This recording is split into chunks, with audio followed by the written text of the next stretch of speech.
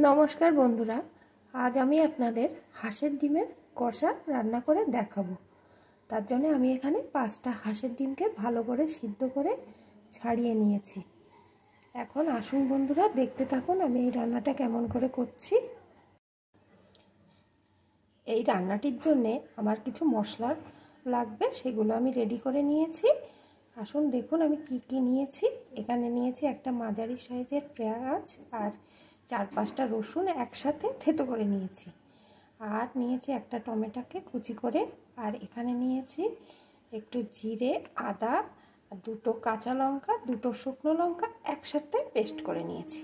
এখন আমি রান্নাটা শুরু করছি। বন্ধুরা একটা লাইক দিয়ে দেখতে থাকুন। রান্নার জন্য এখানে আমি কড়াইতে পরিমাণ মতো সর্ষের তেল দিয়ে দিয়েছি। তেলটা গরম হয়ে গেছে। এখন আমি হাঁসের ডিমগুলোকে দিয়ে প্রথমে একটু ভেজে নেব।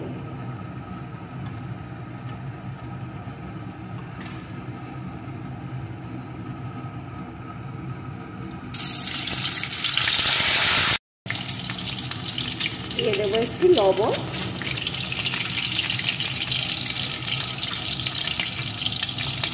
এখন ডিমগুলোকে একটু ভেজে নেব।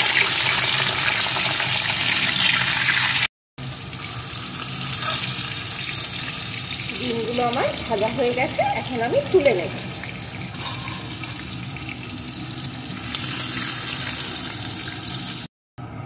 ডিম ভাজাগুলো তুলে নিয়েছি। এখন ওই তেলের ভিতরে থেতো করা পেঁয়াজ রসুনটাকে দিয়ে দেব।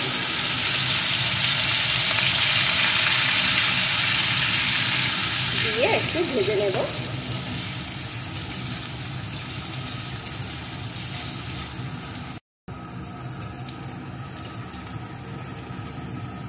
এখন দিয়ে দেবো টমেটো কুচি।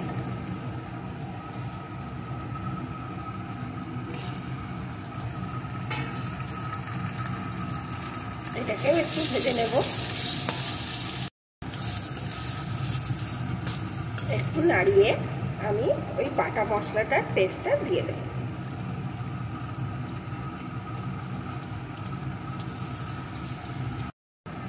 সাথে দিয়ে দেবো পরিমাণ মতো লবণ, পরিমাণ মতো হলুদ গুঁড়ো, আর সামান্য একটু চিনি। চিনিটা দেওয়ার ফলে কালারটা ভালো আসবে আর এর স্বাদটাও খুব ভালো আসবে। এখন সমস্ত মশলাটা সুন্দর করে কষিয়ে নেব।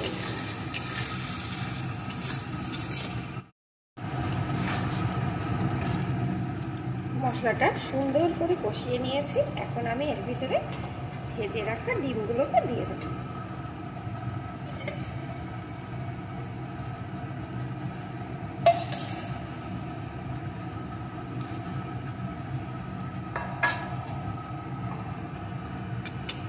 এখন ডিমগুলো মশলার সাথে আর একটু কষিয়ে নেব।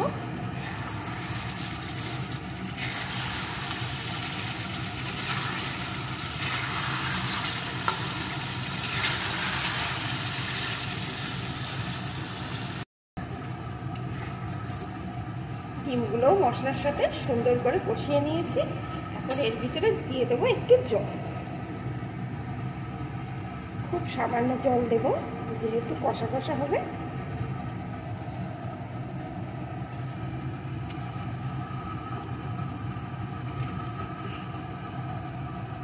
এখন একটুখানি ফুটিয়ে নেব।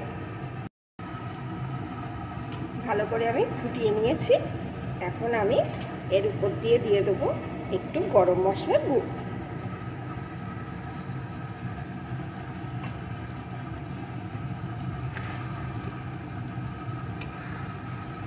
একটু নাড়িয়ে নেব।